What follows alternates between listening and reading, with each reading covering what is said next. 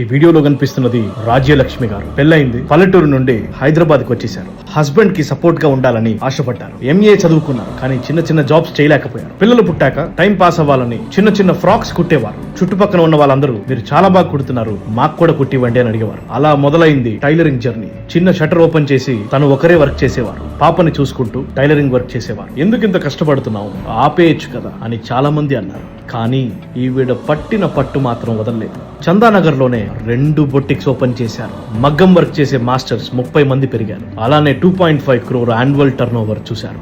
ఇది కాకుండా ఆమె ఇంట్రెస్ట్ జ్యువెలరీస్ వైపు తిరిగింది. పంచలోహ జ్యువెలరీ ఈ ఫ్యాక్టరీ అవుట్లెట్ ఒకటి టేక్ ఓవర్ చేసుకొని ఓన్ ప్రొడక్షన్ స్టార్ట్ చేశారు. హైదరాబాద్ లో 4 బొటిక్స్ రన్ చేయడమే కాకుండా కర్నూల్లో ఈ పంచలోహ జ్యువెలరీ షోరూమ్ ని సింగిల్ హ్యాండెడ్ గా రన్ చేస్తున్నారు. కష్టానికి ఎప్పుడు భయపడకుండా ఎన్ని అవమానాలు వచ్చినా ఏదైనా గాని అని నిలబడిన రాజ్యలక్ష్మి గారిని మనము మీడియా సల్యూట్ చేస్తుంది.